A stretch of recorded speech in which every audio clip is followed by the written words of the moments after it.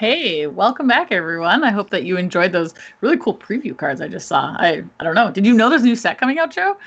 I did. I know that I am just finishing putting together Almond Cut Remastered on Arena, and now I have to start over again with a new set next week. But I have to admit, I feel your pain. I actually had a pretty decent arena account with like a lot of wild cards, and they have all gone away. So I'm not looking forward to that part, but I'm excited about new standard. New standard is going to be good. So I usually don't get too hyped. I'm kind of a late adapter on new cards generally, but I had played a lot of elementals in standard over the last couple months when I was playing standard, and I was like, oh, there's new Omnath. I'm going to try this out, and I actually loaded it up a couple days ago. I was like, all right, let me get the new.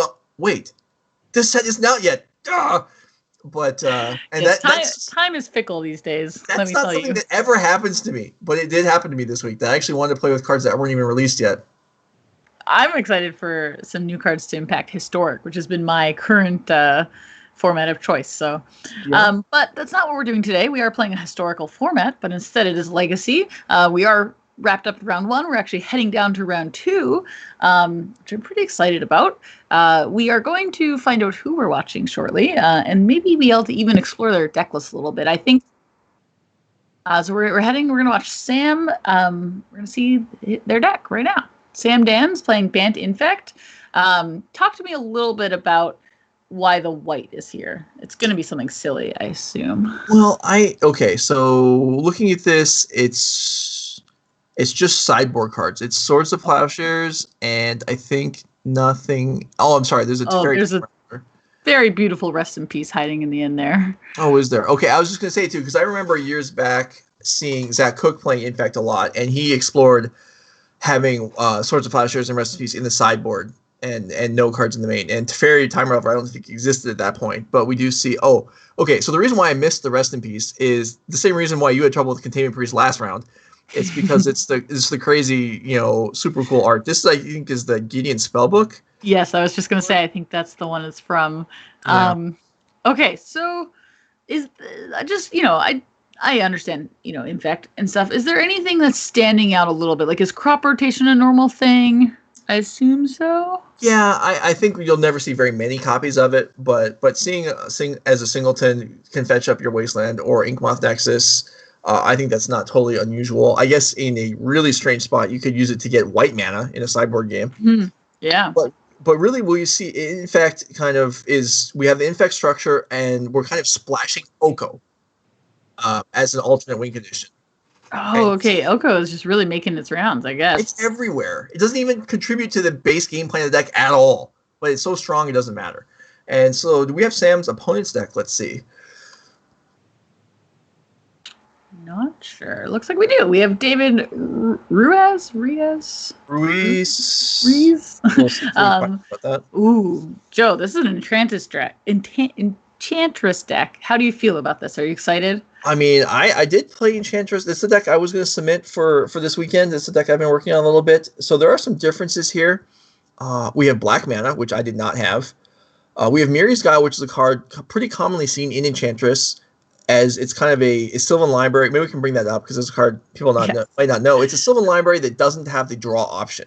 You get to rear into top 3 during your upkeep, and that's all it does. But for 1 mana, and again, Enchantress decks can run kind of whatever they want as long as it's enchantment. We also see Carpet of Flowers, which is a typical card to see in main deck in Enchantress, where it's a sideboard card against blue, but when it's a cantrip, you don't really care if it doesn't work that much, which is kind of the power of the deck. Is that the same strategy as to why like the Rest in Pieces are in the main deck here? In the sense that, they might, as long as they cantrip, they're still impactful? It is. Well, it's not quite the same because the Rest in Pieces actually combine with the Helm of Obedience as one of the primary win conditions of the deck. Oh, gotcha. But yeah, it is nice that you just have your random cards that are defensive in nature and that are cantrips. Now, we're really going to need to draw some because Infect is a pretty unforgiving deck. As long as the weakness of Infect is not drawing an Infect creature and being able to protect it. And there's one there with some protection. So we are on Sam's perspective, looking from the Infect side. We did go turn 1, land into Elf. an infect creature on turn 1 seems like a great part of our strategy. And our hand is pretty good. Not a lot of lands, but we got some action. We don't have any pump spells. Do you think that that's going to impact what's happening, or are these brainstorms that's gonna be fine? I think it's okay. We'll be able to find those later. Playing Elephant Grass on turn 1 will really slow things down. There's probably a fair number of cards we're going to have to bring up during this match. Yes, I was like, man, I did not look up this deck ahead of time. Yeah. So this is okay. So Elephant Grass is a card with cumulative upkeep, which we don't really see anymore.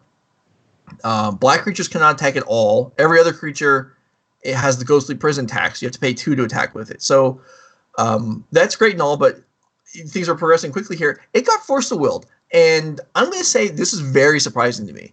Really? I was going to ask you about that. Yeah, so in fact, the Sylvan Library-esque card that you talked about. Mm-hmm. But again, it's coming out. It was coming out here without an Enchantress effect in play, so it is just kind of the weaker Sylvan Library.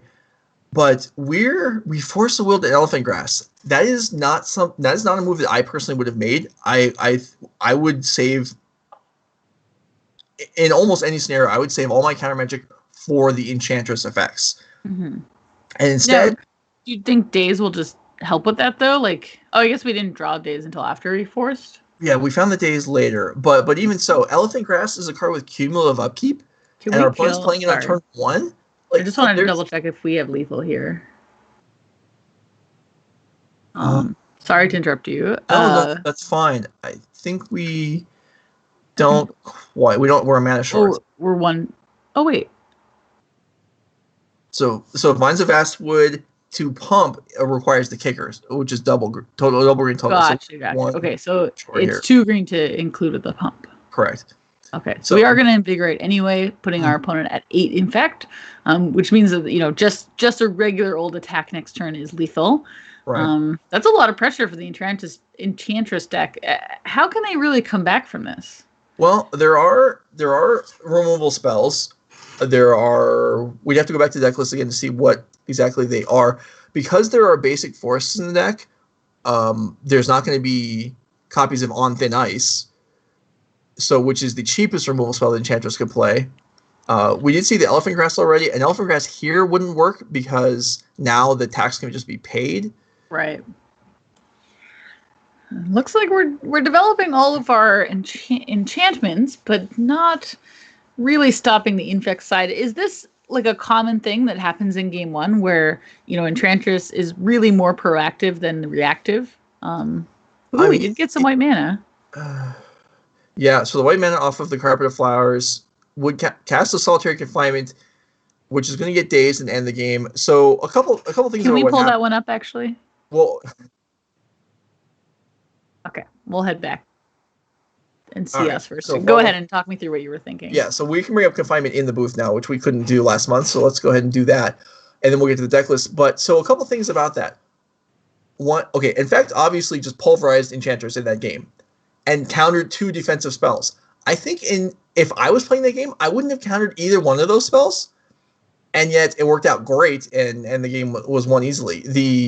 The cumulative upkeep effect, and then there's a Solitary Confinement, which protects you from basically anything with a drawback of you don't get to draw on your draw step, and you have to discard a card in your upkeep. So it's not something you can maintain forever, same as the Elephant Grass. So they're both cards that you can kind of wait out, and the Infect player chose, let's just not bother waiting, let's just end the game now. If we can go to the Enchantress deck, kind of an aspect of the Enchantress deck is that you need to have an Enchantress in play.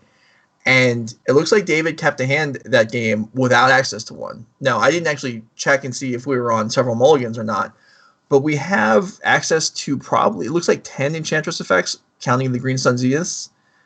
So, that's a fair number, and you can't always have one. But... Is there a way to power out a regular Enchantress? Or on turn 1, no. There are the options of ramping. There are plenty of ramp spells, so you can ramp into the Presence or the Zenith on turn 2. But you can't play the Argothian on turn 1 without something like a Chrome Mox, which has been attempted before. Would you say that the power of open deck list kept David, kind of encouraged David to keep a hand that seemed like it could interact with Infect with both the Elephant Grass? That is very likely. Yes, Okay. I agree with you. Well, let's head back and we're going to watch game 2. Still from Sam's perspective, we're going to do less zigging and zagging this match, which I'm excited for. Our opening hand has a beautiful Inkmoth Nexus, I should say. Some lands, an elf, a Hierarch, Noble Hierarch, Invigorate. It looks pretty wrapped up to me. What are you feeling about this I hand? like this hand quite a bit. And I do want to say, I'm someone who doesn't overly care about kind of the fancy alternate art, foil, that kind of stuff. But some of the things that have happened lately, I think, are really neat. They're really nice. The upcoming set expedition cards are very nice looking. Things like this Inkmoth Nexus, I think are really cool. I like the look of it quite a bit. And that's, whatever the equivalent was 5 or 10 years ago, I wasn't interested in. But the ones they have now, I really like. I think the Inkmoth Nexus in particular does a really good job blending in naturally with the card. Because, it is a colorless card, so you can't have too much color before it looks a little strange. And I think that this art fits this card really well. And it's just stunning. It's very beautiful. So we, this worked for us last time in game 1, so we're going to give it a try in game 2. Tropical Island, fetch from the Misty Rainforest into our lovely Infect creature. But here is the thing that you were talking about. Here is the actual Enchantress effect being powered out by the Utopia Sprawl. And this one I'm sure you agree with, because it was being forced. Right. And that matches your plan a little bit more than what you were talking about before. I'm definitely on board with that. And even though it got forced, so it didn't, obviously didn't resolve, but we did, the 2-for-1 trade is fine, for the Enchantress side, as long as it can survive long enough to take advantage of that. The Enchantress deck did mulligan once, I believe, this game, so that only puts it even. And now here we're facing serious pressure. And Enchantress is a very slow deck. It builds up enormous card advantage, but it is slow. And Infect is good at punishing slow decks.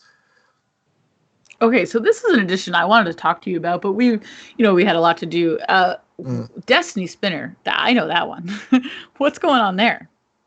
Yeah, so this is, it kind of serves multiple purposes. It's actually pretty neat. This is one of the fewer actually new cards of the deck, as it makes your other stuff, basically your entire deck, uncounterable, and it's also a win condition. If you get enough, Utopia Spells and Wild Growths on the board, then animating your lands turn into 5/5s or bigger and can just take the game down. So I had a question a little bit on that turn.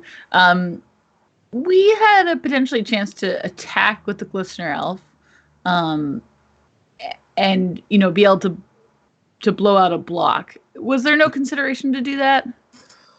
There probably was consideration for it, but instead it looks like we're just going for guaranteed. In fact, I was going to say guaranteed damage, but it's not really damage. It's guaranteed, sickness as the Infect counters pile up. But yeah, so we flew in with the Nexus at costing ourselves 2 mana. So we did have to pay a price in order to do that, as opposed to going in with Glistener Elf, which would have been most definitely blocked, and then the Invader would have been used. So yeah, I am in agreement with using the Nexus instead.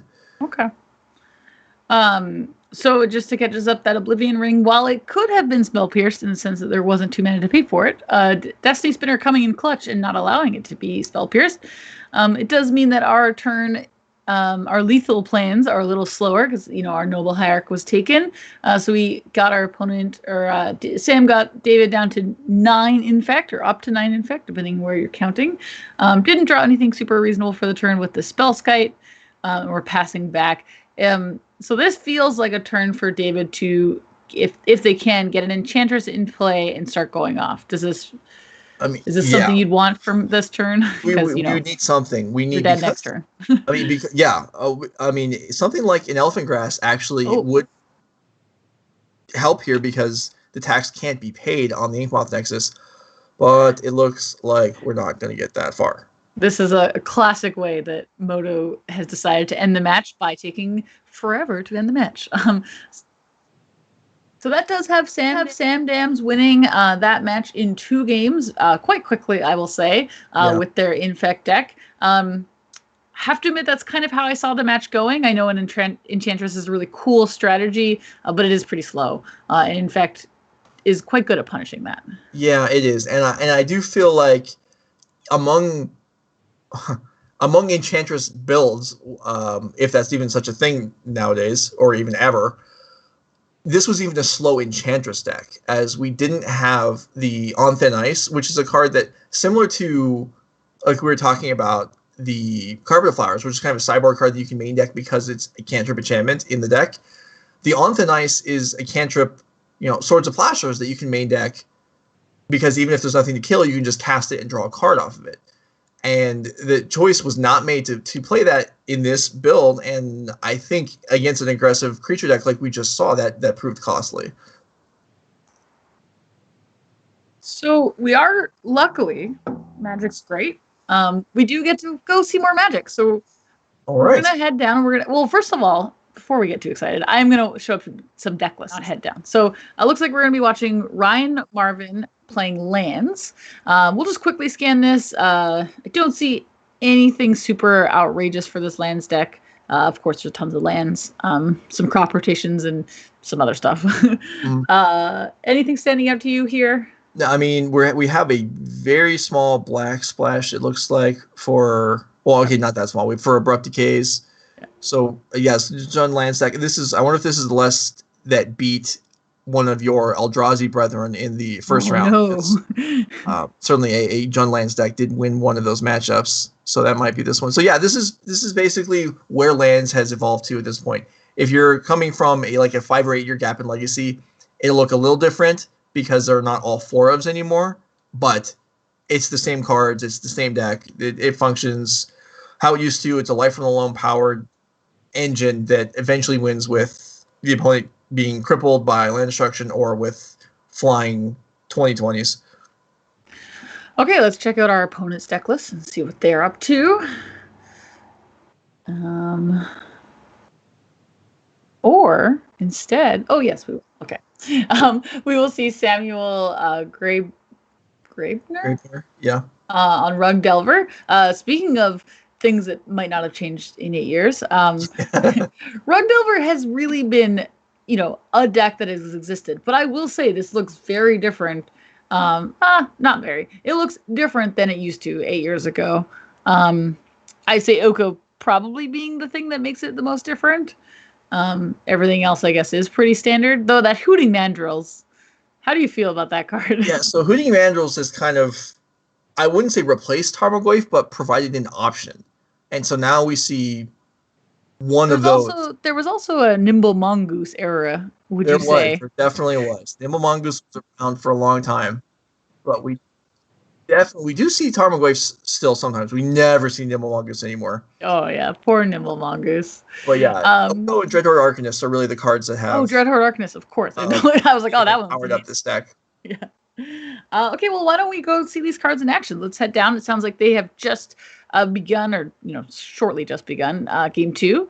We are watching from, looks like we're watching from Ryan's side, the land side. That Oko being pyroblasted. We do have a choke in hand. Wow, so quite cast it yet. We talked about Justin Brickman drawing a lot of cyborg cards last round. This is even well beyond that. Well, as you spoke, we drew another choke. So yeah, yes. Well, we've drawn nothing but cyborg cards. We have a Pyroblast, 2 Spheres of Resistance, and 2 chokes. So unfortunately, it does mean that our chokes are going to be a while. Yes. And while they be insanely powerful here, because our opponent has 2 volcanic islands and 2 tropical islands, they're not going to be in play soon, at least. Okay, well, here's a thread, and I know the Temur Delver deck likes to, make some game actions, protect things, and then put a thread into play. And so let's see if this Delver can flip and start getting some action. Okay, well, Tabernacle. Oh, that was a fancy version of Tabernacle I was like, that card is weird. That's cool. That's not going to make any mana, but it's going to cost mana on the other side, which is tremendous with choke, if we get that far. Also, the Sylvan Library against the Lance deck is very powerful, and Samuel's used up a bunch of his life total already drawing cards off of that, and put himself in a, I would say, pretty good spot right now. We really do need Ryan really does need to draw a land. Even a land won't really do it here, right? Like we need to runner some things here. We need it's going to get worse too. Yeah, we need multiple lands here. We need Mazavith, but even then we need but instead we were graced with another choke. Speaking of drawing too many sideboard cards. Yeah. Unfortunate. We need if we draw an Ancient Tomb, which some lands decks play a single copy of, then we could play it on the choke and just probably immediately win the game if we had enough life points left over, as it would combine with the Tabernacle and the Sphere, just eliminate Samuel's ability to really do anything. But that not happening, it's only a 4-point clock, and Dreadnought Arcanist doesn't even have anything to bring back. But it's still looking bad for our... Ooh, the hooting mandrills. You love to see it. Okay, well, there is one land.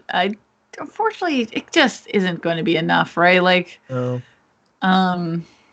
because if Samuel doesn't cast any spells, and let's say we pass to Samuel's turn, pays the upkeep, then goes back to Ryan's turn, and we do get that fourth land, Samuel can just pay the upkeep one more time, right? Mm-hmm. At least for some yeah. Right. The Tabernacle is both great and terrible in this spot just because we don't have the fourth land. Yeah, this all happened in the wrong order. We needed castable mana sources, and then we needed Tabernacle afterwards. I was going to say, like, we could play Sphere of Resistance this turn, but I don't imagine that would end up very well for us. No. I mean, that would probably mean Samuel couldn't cast any more spells this game, but Samuel doesn't need to. Help us win. Yeah. Sam doesn't need any more spells this game. Okay, well, let's, draw a land and see what happens. Okay, it was not a land.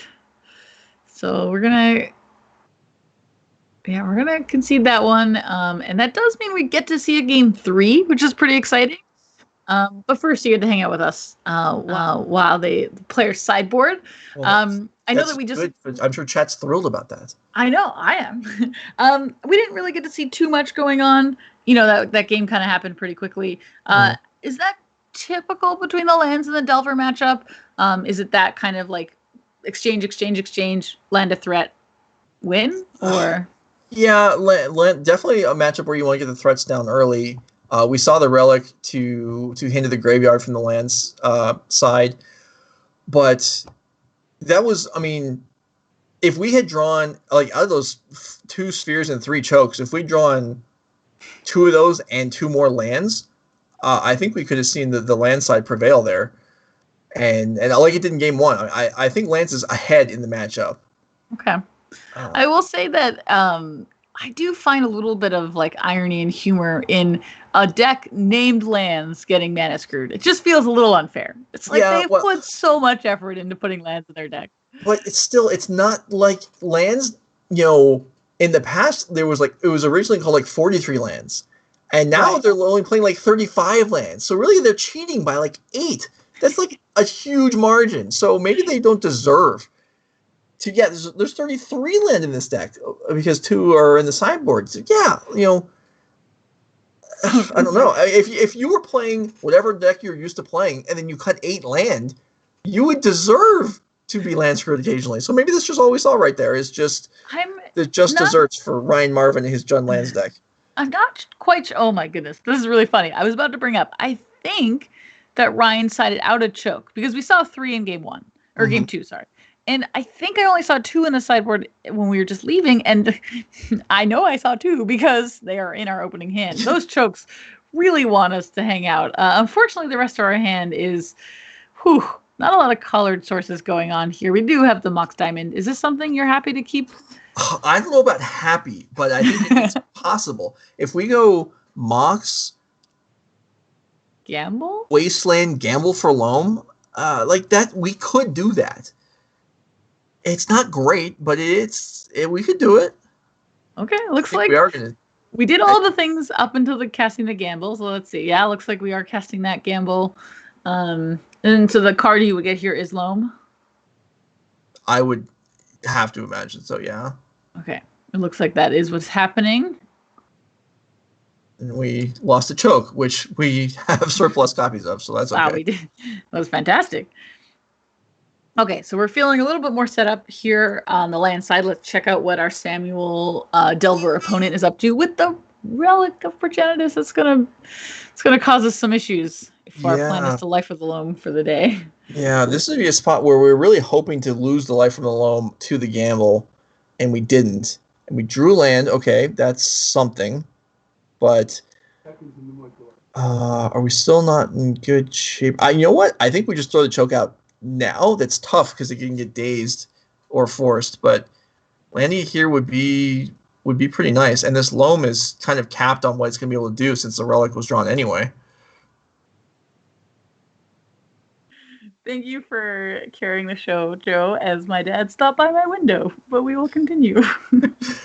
Thank you. Okay, so sorry, can you catch me up a little bit? So we did get the Relic is in play. Yeah. We're back on Ryan's turn. We're still on Ryan's turn. Ryan's deciding, I think, what to do here. There's the option of playing the choke.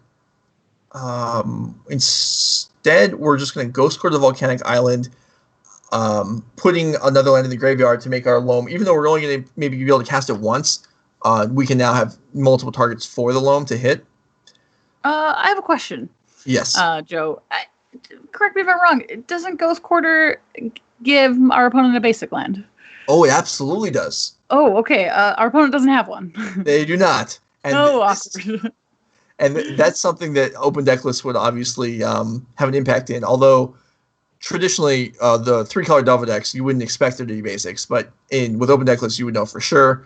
The Loam gets Force-a-Willed, which is not something you always see, but with the Relic on the board, it makes sense. And the graveyards get blown up. And so we're actually in the exact same spot as last game, which is Ryan hoping to draw lands to be able to cast Choke. Well, what's better than the same thing twice? Yeah, Sylvan Library is at least cast. This is actually if we weren't going to draw a land, Sylvan Library is a pretty reasonable backup. I have a question a little bit about the Wasteland versus Ghost Quarter plan. Did Ryan use the Ghost Quarter because exactly what we said, or what you said, which is, open deck list tells us no basics. Temur Delver tells us no basics. Is that why we just use the Ghost Quarter instead of Wasteland? As opposed to Wasteland. Okay, I didn't consider that. Let's think about this. So as far as hitting Samuel's lands, the two cards are identical. So okay. Ooh, land and threat. So because of that, I think that, because you were kind of questioning it, I think I'm kind of on your side that it was actually a mistake, because if the cards are identical for hitting our opponent's cards, we would obviously not have much interest in wastelanding ourselves, but there is scenarios where we would ghost card ourselves to find the basic. So actually, I think your questioning of that is actually accurate, that it actually was a mistake that is rarely going to come up, but it is maybe a minor error. Interesting. Okay, well, just to get everyone on board, we did draw not only a land, we drew a basic forest. We had the green source anyway, but we do get to play our choke. However, we didn't do it quite in time because that Delver did come into play. It did not flip on Samuel's turn. But now we're feeling, potentially a little bit more set up. We did actually draw a red Elemental Blast, which will remove that Delver should we need it to. Mm-hmm. So for now, we get to play an Exploration, sorry. Choke is very good. It can be probably removed by something. Okay, that's just what's being checked out right now. Can this be removed? It actually looks like it can't. So Choke is on the board to stay. One thing I wanted to point out, and I love pointing this out when we play these online tournaments, is you'll see, we are getting the players to share their full screen due to some, Discord issues, but one thing you will actually see is them jumping into this deck list provided by MTG Melee. Like when you get your pairings, you get this beautiful little bar on the left-hand side that shows you your deck list. And you are free to keep checking that through the match.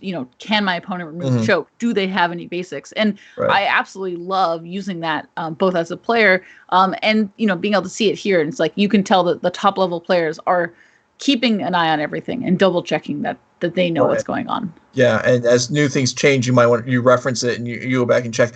Okay, so you're absolutely right about that. It's a nice feature. Now, there were some interesting things that happened while we were talking about that, or while you were talking about that. The Delver revealed a Force of Will. Okay. Now that's something that happens on the upkeep, and then the Force of Will was drawn, and the Red Blast was cast, and then it was Force of Willed.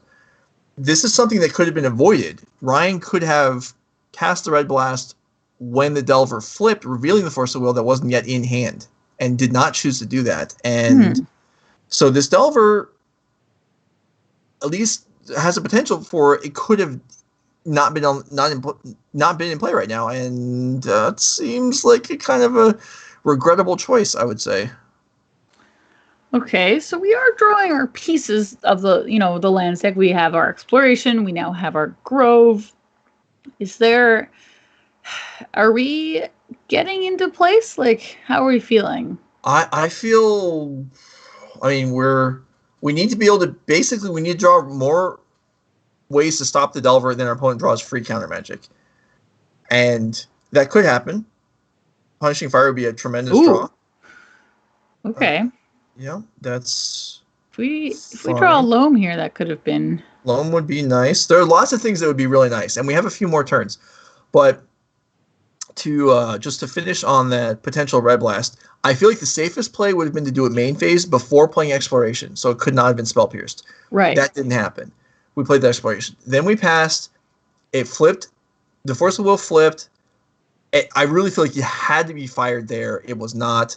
And then it was Force of Will. So based on what happened there, Ryan may have wanted to trade for the Force. And sorry, this Clothy's coming into play is a pretty good way to get around any sort of interaction with our Delver, because it will end our existence shortly. It has a beautiful, really hard to interact with pre-combat main phase ability. I was going to say upkeep, but I was wrong. By exiling a target card, they can either make mana or, a little bit of 2 damage to us and 2 life gain to them. Mm-hmm.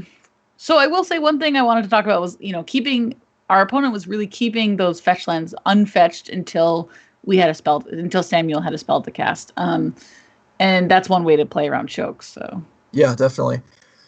And yeah, so we have this. Well, okay, so that is a little surprising. The Clothis is going to make mana. Interesting.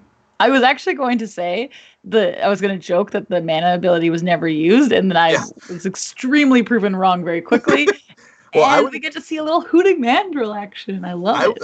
I was in agreement with you that I expected just to drain and end the game, and that's not what we see. We see the Hooting Mandrills come down. It's going to end the game in another way. yeah, that's true. I mean, we're attacking from all kinds of angles here.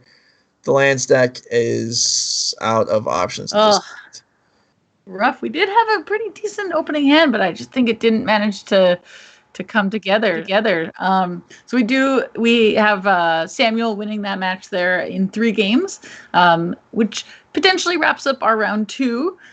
Is there anything that stands out to you in some of the matches we watched? Any highlights? Well, yeah. So both matches we watched this round were a player won game 1 and lost both sideboard games. We saw that with the Sneaky Show versus Snowco. Maybe that was round 1. I've actually lost track already. And then we saw it again here with the John Lands versus the Rug Delver. The sideboard cards playing a big role. In this matchup, actually, it wasn't necessarily the opponent's sideboard cards that won the game. It was that our own sideboard cards, we drew more than we wanted to and didn't draw enough of the rest of the deck, in this case lands. But yeah, that was, I feel like the Colossus was going to be a huge long-term problem, but Ryan cost himself potentially maybe even 3 or 4 turns by not Red Elemental Blasting before the Force of Will was drawn into hand. So I think that's there's no kind of getting around the fact that game ended quicker than it maybe should have. Mm-hmm. One thing I really liked was, the Oko deck, the Snowco deck, drew all the sideboard cards, but the way their deck is situated is they only need one of their kind of different threats. So they can spend a lot of effort playing all their sideboard cards. But unfortunately, the lands deck seems to rely a little bit more heavily on a couple different pieces in order to get anything going, which at that, we ended that game, we did have some of our pieces in play. But unfortunately, with all those chokes and other sideboard cards, we weren't able to continue our plan. And I think maybe that's why the Snoko deck can battle back using those kind of bullets in our sideboard. Sure. Yeah, that's true. The land deck was under pressure and it didn't have time to assemble. I mean, the relic really did play a huge role that wiped out the Loam early at turn 2 or 3. Right. And we saw that the Rogue Delver player, didn't have much of a start. I think it was turn 1 relic, get wastelanded, activate relic, do not much of anything in the first couple turns except for trade off for the life from the Loam, but that proved to be plenty.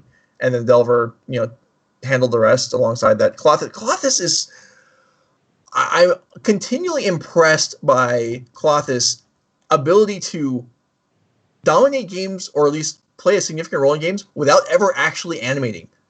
I've almost never seen one attack, and yet it plays a huge role in just turn after turn, grinding away a little bit, and it adds up.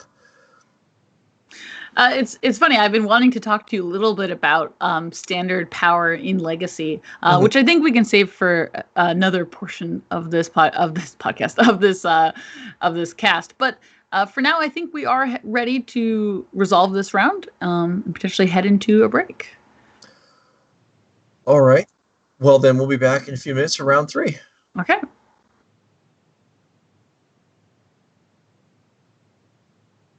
Okay.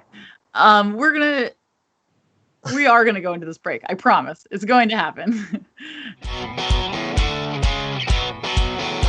The NRG series is brought to you by Card Hoarder. Card Hoarder is Magic Online's premier source for online singles.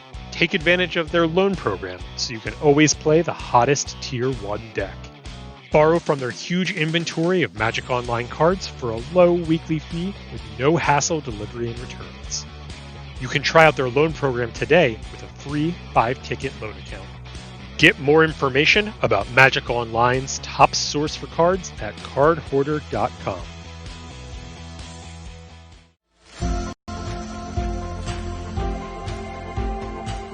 Looking for some inspiration for your next deck?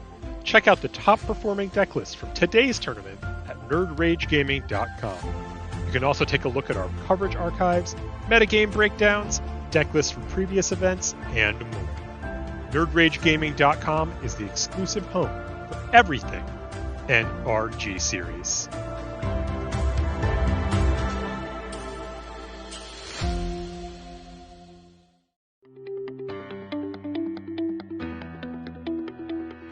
The NRG Series is brought to you by KMC Sleeves. KMC is your go-to source for Magic sleeves, perfect fits, and storage boxes. They're rated the best overall sleeve brand by Tolarian Community College, and each purchase comes with a 100% customer satisfaction guarantee. Shop online at kmcsleeves.com or nerdragegaming.com and get yourself the best sleeves on the market today.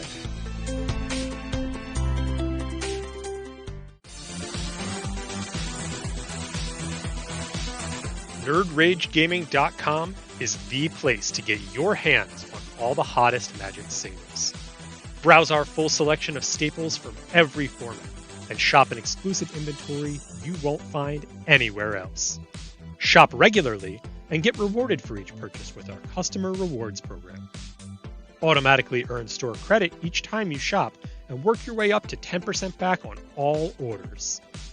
Be sure to use the code STAYHOME for free shipping. All this and more at nerdragegaming.com.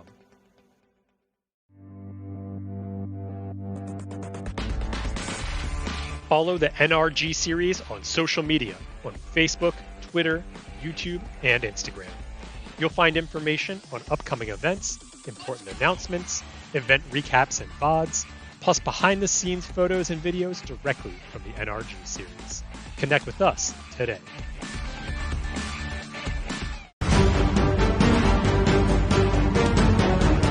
The rewards are priceless. The wonders, peerless. The adventures, perilous. It's time for the newest set, Zendikar Rising. Pick up singles, draft boosters, set boosters, and collector boosters today at nerdragegaming.com. Quantities are limited, so place your order now.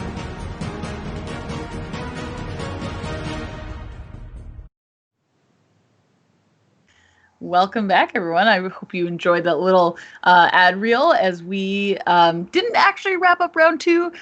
We are waiting on about 4 to 5 matches. But while we're waiting, I thought maybe we could look at some of the new preview cards from the set that you seem to be very excited for. I mean, I guess maybe the card we should look at is Omnath. What do you think, Joe? Oh, instead we'll look at something else. Well, that was unfair. That's the card that I'm excited about. So the rest of the cards, for the most part, I'm not going to know the names of.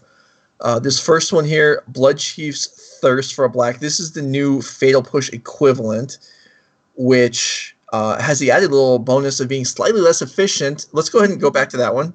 It's slightly less efficient, but it can kill planeswalkers, which is pretty insane. That's a pretty big upgrade, I think. Yeah, I think I might have messed up us kind of get that Omnath. We'll revisit that one in a second. Let's talk about Blood Chief's Thirst. So it's funny. The first thing you said is, what the internet has been saying, the Fatal Push equivalent. And I think there's a huge difference there, and that is sorcery. How impactful do you think that slow variant of a very powerful card, especially the Planeswalker thing that you brought up, how impactful do you think that will be in many formats, including Legacy? I mean, I'm not entirely sure. My instinct would be that being instant and being cheaper is more important than the versatility.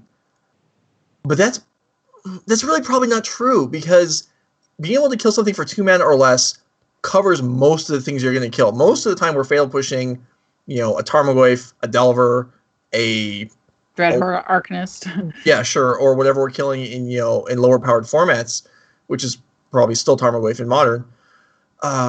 So the fact that we're saving mana when we're killing bigger things doesn't come up all that often. But being able to spend if your creature removals, like if your Lightning Bolt could always kill, you could kick your Lightning Bolt to kill Oko? Right. That probably is worth instant speed. See, the Oko thing was the thing why I brought this up. Like, yeah, there isn't a ton of ways to deal with Oko once it's at 6, 7, 8 plus loyalty. And I feel like this card is calling its name. It's like, Oko, you're in trouble. Which I think the multitudes everywhere will just be thrilled if that actually happens. But yeah, I'm super curious. I think Kicker on a card like this is a really cool idea. We saw it a little bit in some of the there were some choice cards in the last set that had, like, if you added more color mana, you got to do some extra cool things as well. So this is a pretty cool space that they're working in it, and I'm happy to see how it will work out. Let's actually go see Omnath and stop messing with our producer and actually check it out for you. So what drew you to this card? I know that you said you played Elementals, but yeah. So I've been playing Elementals, and playing with a playset of see, this is how quickly our memories go. I could not tell you the name of other Omnath. I don't remember the name of the other Omnath, despite having cast it a couple hundred times. But so we have new Omnath, which we can play alongside it. We do need another color, but I mean, this card does a lot. It gains life. It actually makes mana if you have a fetch land, and I think it even does more than that. We both lean in. Yeah, we both lean forward. We're definitely so this is telling our things. Maybe next month we'll increase the size of the display slightly. So it does have landfall. When a land enters the battlefield under your control, you may gain 4 life if this is the first time the ability has resolved, aka you can't go off with I was gonna say growth spiral, but I guess you can't do that anyway. In its second time, if it's a second time, okay, add Wooburg minus black. If it's the third time, Omnath deals 4 damage to each opponent and each planeswalker you don't control. Okay, so I lied. I guess it does encourage you to play multiple lands. Growth Spiral is banned in Standard, right? I'm not crazy. Yeah, okay. we do have, so the ways that well, aside from whatever else is in Zendikar Rising, we have the fetch land. So that's a way to have multiple landfall triggers in a turn. And then we also have Uro. Right. So there are a couple ways that we can still get to the second trigger. The third trigger is possible. Oh no, never mind. That just makes mana. I was thinking of Lotus Cobra, but that doesn't play another land. So right. But the Lotus Cobra, however, is another card that would work great alongside things that have landfall, like the fetch lands. So yeah, so getting to the second level seems doable.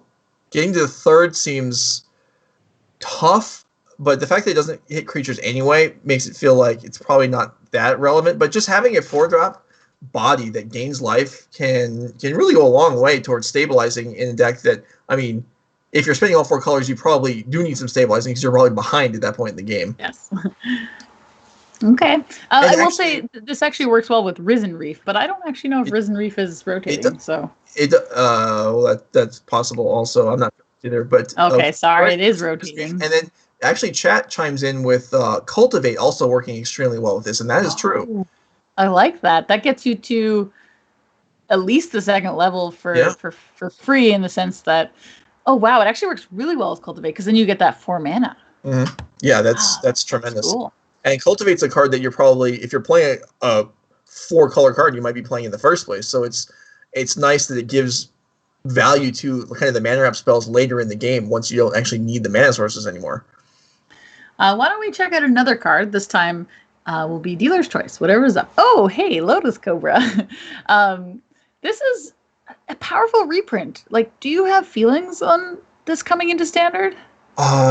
So this is a card that I hated playing against with fetch lands. I mean, it's so scary, and probably at this point, a lot of people's memories of this are from occasional cubes. Yes, where mine Lotus Cobra definitely often shows up and fetch lands, and then some crazy 5-drop comes out in turn 3 and blows the game away. So we're not going to see as much of that in Standard because there is the only one fetch land. But even then, it's still a slow ramp. Is this in Standard? Is this better than the other 2 mana accelerators? So what? This is tough because I can't. Like, is Paradise Druid rotating? Probably. Okay, see, now you're just complicating things. I know, but I wouldn't have thought of rotation. I would have just compared it straight up and forgotten rotation was even happening. But now you're Arena keeps reminding me every time I open it. So and you just told me Risen Reef's rotating, and that means that the Elementals deck is falling apart anyway. So now my enthusiasm for that is gone. Oh no! So so really, you're just the destroyer of my joy, is what your role is on the podcast. Look at my smile. How could I destroy any joy? No. Okay, I have a question. You talked about the only fetch line being Fable Passage. Yeah. That's technically not true. I have to imagine there's an Evolving Wilds of some sort. You're right. In fact, there's probably you are right. There might even be more than one. Who knows? Yeah. Legit question. Does that make the value of that card go up when Lotus Cobra can give you a mana if you play a tap land? It definitely does, because it basically makes up for it exactly counteracts the fact that the lands come into play effectively tapped. You are right. In fact, that makes all tap lands less painful. Right. That's pretty interesting. I think that there is, the mana bases in this format, we are losing, I believe we're losing Shocklands because, Ravnica, that one I know for sure. Ravnica's falling off. So, our mana bases are about to change, which does mean cards like Lotus Cobra might go up in playability. Not that it already wasn't going to anyway. And plus you've got cards like Uro that is really feeding into it. Maybe your Omnath strategy, or even an aggressive deck. Where does this fit to you? Is this only going to be in some sort of mid-range deck, or are you happy to play it in your red-green aggressive deck? No, you know what? I think I hadn't been properly evaluating the card, because I was thinking of it in terms of what can you ramp into and do explosive stuff, but kind of what you're saying, alluding to with the fetch, the Evolving Wilds type card or tap lands, this can kind of just steady your mana curve when being able to get around the fact, and I think we have a lot of come to play tap lands in this new set, because the creature kind of split cards, a lot of those come to play tapped, or at least have a drawback to come into play untapped. Whereas with Lotus Cobra in play, you can curve out as normal even though you're playing tap lands. And I think I hadn't appreciated that until about 30 seconds ago, but I think that actually maybe is impactful. Yeah, I'm excited. I think this will be a card we're excited about now, and I could see in 6 to 8 months the excitement to go away or gone away, I guess. But we'll see. We can always be surprised. I think we have time for at least one more card. Okay. And this time it's going to be the new Jace. This has been very classic for what it's worth. 3-mana Planeswalker to have a lot of argument on the internet. But I've seen a lot of back and forth on this one. Do you have any initial opinions? Well, I think new Jaces are scary cards to evaluate. I remember years back on a Star City broadcast when Jace, Architect of whatever it was called, was unveiled. The formatted Jace that had the minor factor fiction ability and could slow down attackers a little bit. And it was evaluated on stream as being unplayable garbage. And the commentators were very disappointed by the card and thought it was really poor that a Jace would be so bad. That card ended up being quite good. I mean, it was a huge player in the blue-white standard deck of its past. So yeah. So Jace Mirror Mage having kicker and being able to make a copy of itself with abilities that kind of work in concert together when you have kind of the low loyalty version and the high loyalty version is super cool. I don't know if I want to evaluate its playability because I obviously don't even know what cards are rotating out of standard, but this is really neat. And I love neat cards more than I like good cards, I think. I align with you a lot on that thought, actually. I really enjoy cards that enter into a new space. And first of all, Planeswalkers with a kicker is a very new space. I have to believe that's the first time that's happened. And then, we've seen a little bit of Jace cloning itself. I think in the Ixalan Jace had some, or, one of those sets had a Jace that did that. But this is pretty cool. And we know, the rule of thumb is 3-mana Planeswalker equal busted. At least that's what we've been taught to think in the last, 4 or 5 years. So I have to assume that you have to give this card some credit, at least in the first couple of weeks of play, and see what it can do. Yeah, no, it's really now something where we saw, for example, the new Omnath, where it's 3rd level, does damage to 2 players and all Planeswalkers, or in older formats, something like Chain Whirler, which pings everything. So if you kick this up and then a card that does damage to all Planeswalkers knocks them down, that's going to be disappointing. Would you be surprised if in a year from now we're doing this and Jace, the Mirror Mage, is in a Legacy deck that we're covering today? Huh. Yes, but I wouldn't be what benefit are we getting out of this Jace? Even whatever we do with it, we're drawing cards, we're scrying. So I guess we have to compare it to Narset then, because it's the same mana cost, and it kind of that's what it's achieving. That's tough because Narset's kind of passive ability is so powerful, and it's okay. Yeah, so I would be surprised. Okay, I have to write down in my agenda. I'm just going to write down in a year from now to play a tournament and play this card in my deck. So I'll be right back. Yeah. No, just kidding. So as far as Legacy goes, I wouldn't expect to see it in a year, but other formats, it certainly could see plenty of play. Yeah, that's interesting. So we did get a chance to look at some of these cool cards, and we're going to continue to do this throughout the broadcast. But for now, we are ready to check out around, see how it's shaped up. Anything that you see here that you want to commentate. We do have one match currently outstanding, but is this going the way that you are seeing? Are there matchups here that you're like, yeah, that makes sense? I see my Eldrazi Stompy Sean Ryder. Whoa, can we hold things up for a second here? What's up? I don't know if this is a typo or not, but Andrew Fiedler's playing Is It Belcher? Is that right? I saw that last round as well. I don't know. It lost this round. We'll have that looked into and find out what exactly is going on there. But that certainly sounds like it might be exciting. Well, so unfortunately, it is a mislabeled deck list. An unfortunate benefit of MTG Melee being allowed, you are allowed to register anything you want. We would prefer if players put in their real deck name, but sometimes some humor is here. So this is not an Is It Belcher deck. While you bring that up, though, Jerks. the new modal cards potentially allow for Belcher to be a thing, right? I don't know. Belcher I think is better than. I don't think Belcher's unplayable right now, but it does change up right now. So the new modal lands, what they will allow the Belcher decks to do is right now they're basically playing Taiga, one copy of Taiga, and 4 land grants. And with the new modal cards, you could play more than 5. You're kind of stuck on 5 lands. That's the most you can play. The modal cards will allow you to play more than 5. Right. And so it allows an interesting addition to kind of the deck building, because you have to then figure out how many you want, whereas before you didn't figure it out because you could only play 5. That is kind of cool. I have a question. So we have Francis was 2-0 this round with Temur combo. Am I correct to assume that's ninjas, or is it something else? Well, yeah, we'll have that looked into also. I mean, ninjas, certainly, we have seen ninjas showing up in our legacy events. Well, I couldn't think of any other combination of things that would be Temur. Like, ninjas was the only deck I saw that was mostly those colors. But we can move on to the next. Oh, okay. So the deck is Temur Tin Fins. I don't really know much about it. Tin Fins is kind of super all-in reanimator with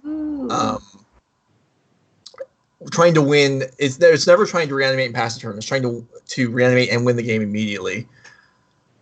That is a fairly scary deck to play against as well. Cool. So we're seeing, some, looks like Jeskai Control won this round. We have Temur Delver, Sultai Midrange. These decks that just, play whatever they want. The Jeskai Controls, the Sultai Midrange, those are just codes for we wanted to play some cards that are good in Legacy. Would you agree? Yeah, I mean, we see, for the most part, we see kind of expected decks that are part of the metagame. The things that kind of are going to stand out are like you were saying, the Tin Fins deck. I mean, that's something that you're not going to see a copy of in every Legacy event. But a lot of this stuff, Bant Miracles, Sultai Midrange, 4-color Control, these decks are elves. These decks are going to show up in every event. We do have an Ad Nauseam. We have Storm deck. We have an Esper Vile deck. So we have definitely a good variety of the kind of the normal decks. But we did have some fringe players like the Enchantress deck, the Bomberman deck, and whatever you just reacted to.